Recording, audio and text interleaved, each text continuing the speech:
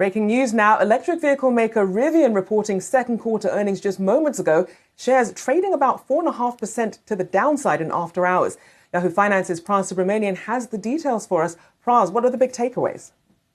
Hey, Rochelle. Yeah, so good news and bad news here. Let's start with the good news first. Rivian reporting $364 million in revenue for Q2. That's beating estimates of 35.7. Their adjusted EPS loss for the quarter came in at 162. This is a slight miss from the 161 that was estimated. They did maintain their production forecast of 25,000 vehicles and said they produced 8,000 trucks since the start of production late last year.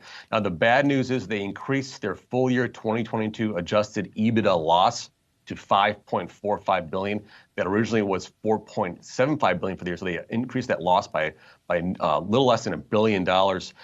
They also say they still see supply constraints to remain a limiting factor in output, so they are still being challenged there with production. So we're going to keep an eye out more on what's happening with the production ramp of the R1T and the R1S SUV. Want to hear more about these component shortages and how bad margins are in that, and also we want to hear about this plan they have where they're converting pre-orders, reservations to actual purchases in order to get vehicles in the hands of buyers and have them be able to take advantage of the full tax credit before the new Inflation Reduction Act goes into effect. So I'll keep digging through this, Rochelle. But right now, shares down about 4.3% at an after-hours trading.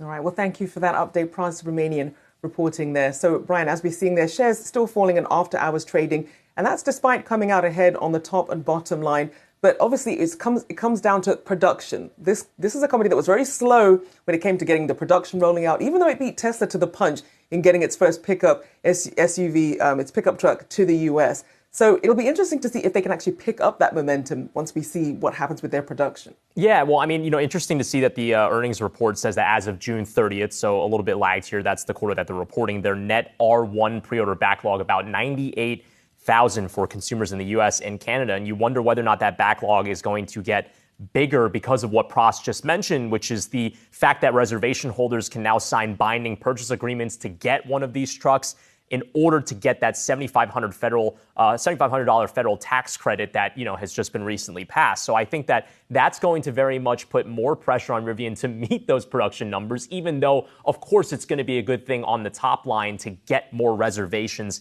into the books. But for the record, this is not just something that the EV makers are experiencing. All the other automakers, when you look at Honda or BMW or Land Rover, for example, also having issues replenishing their new car lots for dealers. So again, that's going to remain a big story because of the chip shortage, and you do kind of wonder how that's going to impact the quarters to come. Indeed. We'll be following up with Rivian with Dan Ives later on in the show, so you don't want to miss it.